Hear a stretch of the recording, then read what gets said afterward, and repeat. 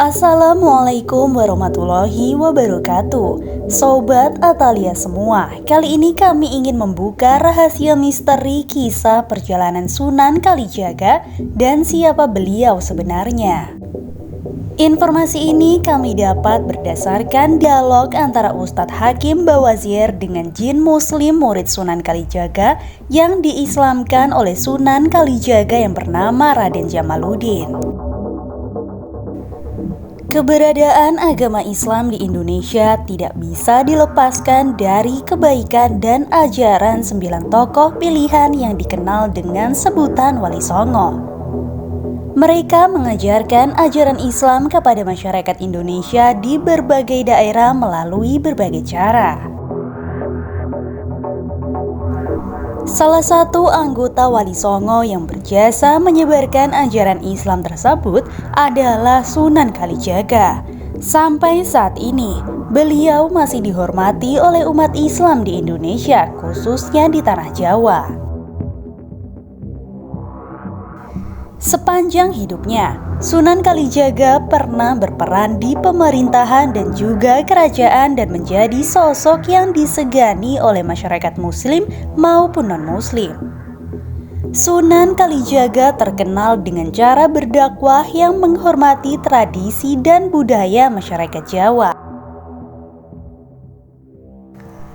Beliau memasukkan nilai-nilai Islam ke dalam budaya yang dipegang kuat oleh masyarakat Jawa sehingga ajaran Islam bisa diterima secara baik.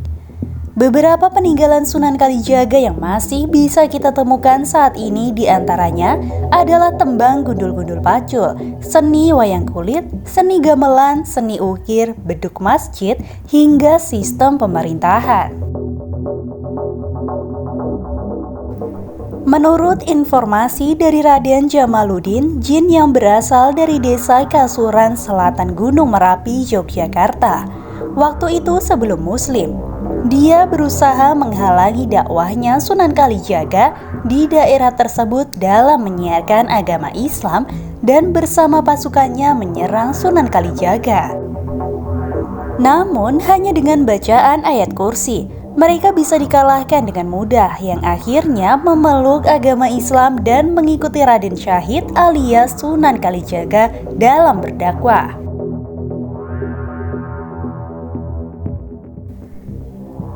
Kisah ini berada di zaman Panembahan Senopati atau Kerajaan Mataram. Raden Syahid adalah putra dari Bupati Tuban yang bernama Aryo Wilatikto. Pada masa kanak-kanak, Raden Syahid dikenal sangat nakal. Karena kenakalannya tersebut, akhirnya ayahnya Aryo Wilatikto membawanya putranya untuk dididik oleh Sunan Ampel di daerah Jawa Timur untuk belajar dan bisa mengikuti kebenaran dari agama Islam dan juga dibimbing oleh Sunan Bonang dan Sunan Giri. Raden Syahid tergolong anak yang berwibawa dan sangat pintar, dapat menyerap ilmu-ilmu agama yang diberikan dan akhirnya diutus oleh Sunan Ampel untuk menyiarkan agama Islam di daerah barat, yaitu Caruban yang sekarang dikenal sebagai Cirebon.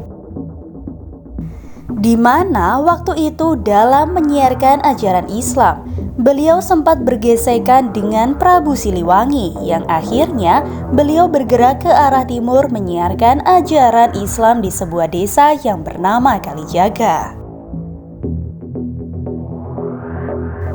Dalam berdakwah, beliau memiliki cara yang unik, berbeda dengan sunan-sunan yang lain, yaitu melalui kesenian wayang, puisi, tembang yang diciptakannya dan bisa diterima oleh masyarakat pada waktu itu hingga dengan mudah bisa mengenal ajaran Islam. Karena dakwah beliau di Kalijaga, akhirnya beliau diberi gelar oleh Sunan Bonang yang bernama asli Maulana Magdum Ibrahim dengan sebutan nama Sunan Kalijaga. Desa Kalijaga dulu merupakan sebuah pulau di kawasan Cirebon yang disebut juga daerah Muria. Sekarang sudah tidak ada karena terpendam karena faktor alam.